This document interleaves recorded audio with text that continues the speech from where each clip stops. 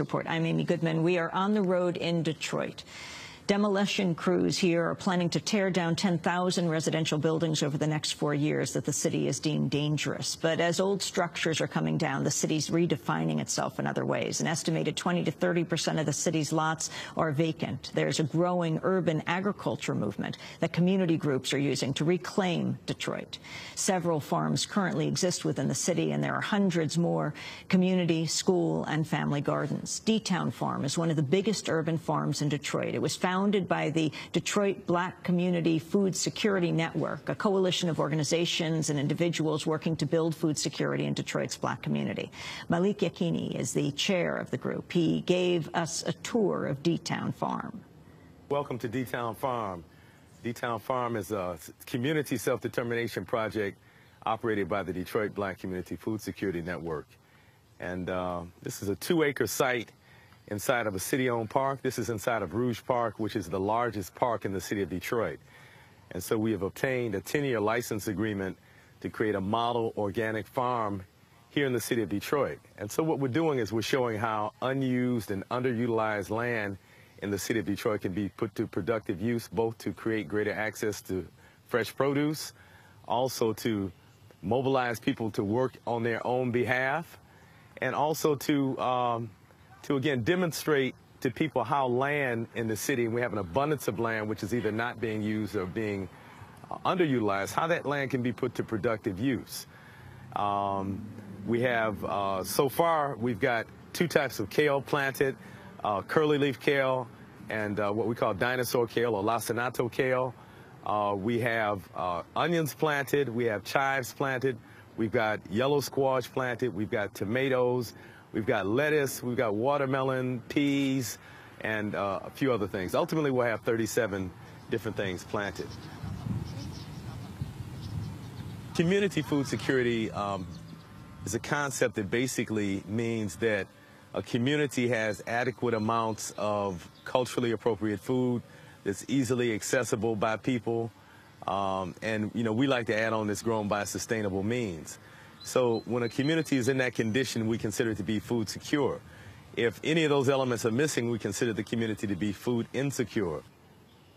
Detroit has been designated as a food desert by Mari Gallagher, who came here and did research in 2007. And she defined the food desert as a place where residents have to travel twice as far to get to a major grocer as they do to get to what she calls a fringe food location, or what we call in Detroit a party store. So we have this real serious problem in Detroit with the lack of access to fresh and healthy produce, which has tremendous health implications. So we have lots of problems in Detroit with obesity, both childhood and adult obesity, high blood pressure, diabetes, and other diseases which are controllable by diet. There used to be, when I was growing up in Detroit, at least 6 or 7 major supermarkets, national supermarkets in the city. As of 2007, when Farmer Jack left the city, there are no major chains in the city. So there are smaller markets, but often the quality of the food sold in the city of Detroit is a diminished quality when compared to the quality of the food that's sold in the ring of suburbs surrounding Detroit. We're black self-determinationists, frankly, and Detroit is at least 85 or perhaps 90% African-American city. So any plan being proposed in relationship to urban agriculture in Detroit must benefit the majority population. We're not interested in plans that come in where the corporate sector comes in and only uses the majority population as workers.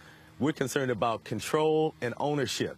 And so this is an example of an agricultural project which is controlled by African Americans, and where we're able to control the revenue generated from this farm, and we want to model not only the growing techniques, but model the kind of social and political and economic dynamics that we think are appropriate for a city like Detroit.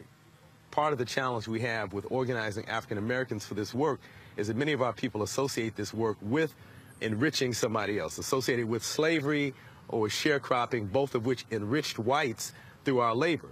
And part of what we're doing is reframing agriculture for African Americans so that we can again see it as an act of self-determination and self-empowerment, as opposed to an act where our labor is exploited to enrich someone else. What I hope to see is a ramped up or an increased urban agriculture movement in the city of Detroit. I hope to see more understanding of the value of this movement by the political leadership within the city. But most importantly, we think is not so much even the political leadership, but what's most important is the people being mobilized and the people's consciousness being raised so that they see this as being a way to work on their own behalf. Once people are mobilized and see that they can begin to work for their own benefit, then that's what holds politicians accountable. If people aren't mobilized and able to speak on their own behalf and act on their own behalf, then politicians come in and do whatever they want to do. So what's most important always is the people being conscious and mobilized, and that's what really helps to shape reality. Malik Yaqini is the chair of the Detroit Black Community Food Security Network. Special thanks to Democracy Now!'s Nicole Salazar. To many longtime